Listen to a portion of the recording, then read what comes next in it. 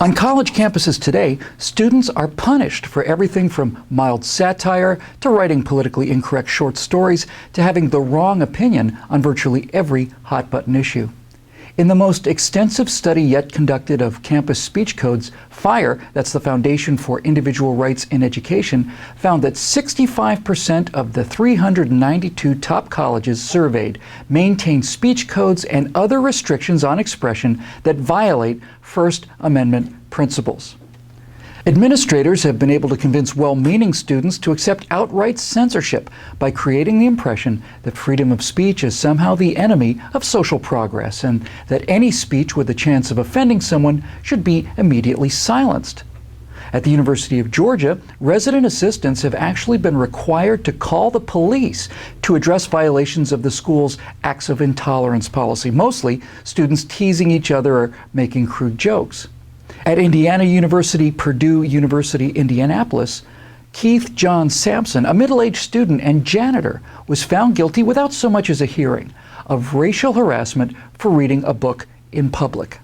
Some of his co-workers were offended by the cover of the book Notre Dame versus the Klan, How the Fighting Irish Defeated the Ku Klux Klan, which included a black and white picture of a Klan rally. Even though Sampson explained to them that it was a history book celebrating the defeat of the Klan in a 1924 street fight, the school found Sampson guilty for openly reading a book related to a historically and racially abhorrent subject.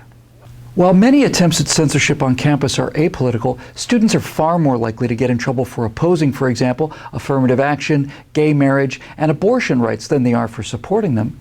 In 2007, at the University of Delaware, resident life officials mandated ideological training called treatment of all 7,000 students who lived in their dormitories. The officials were taught to redefine language when treating the presumed intolerance of their student body. For example, according to their orientation materials, a racist is one who is both privileged and socialized on the basis of race by a white supremacist racist system. The term applies to all white people, i.e. people of European descent living in the United States regardless of class, gender, religion, culture, or sexuality.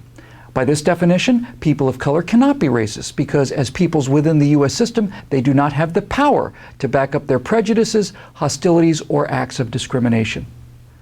No wonder a study of 24,000 students conducted by the Association of American Colleges and Universities in 2010 revealed that only 30.3% of college seniors strongly agreed with the statement that it is safe to hold unpopular opinions on campus. Even more alarmingly, the study showed that students' sense of safety in, again, merely holding unpopular opinions steadily declines from freshman year, starting at 40.3%, to senior year.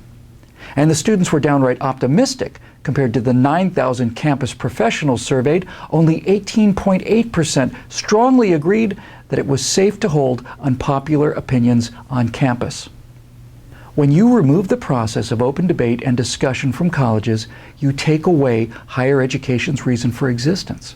An educational system in which the authorities believe they should decide what is right without being questioned is more like a seminary or a madrasa, not anything deserving of the name university.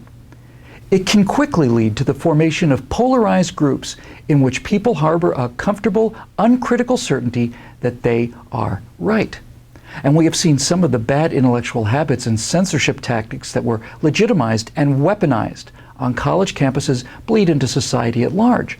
Stories involving famous people like Juan Williams, Rush Limbaugh, Bill Maher, Richard Dawkins, Larry Summers, even Dave Barry and Jon Stewart provide some real-world examples. As the sociologist Diana C. Mutz discovered in her 2006 book, Hearing the Other Side, those with the highest levels of education have the lowest exposure to people with conflicting points of view, while those who have not graduated from high school can claim the most diverse discussion mates. In other words, the most educated among us are also the most likely to live in the tightest echo chambers. Students and campus administrators are losing sight of the important role that the skeptical, questioning mind, aware of its own failings, has played in every aspect of human progress. Those who are responsible for higher education need to be reminded that society needs bright, ambitious, iconoclastic thinkers, not more foot soldiers for a seemingly endless culture war.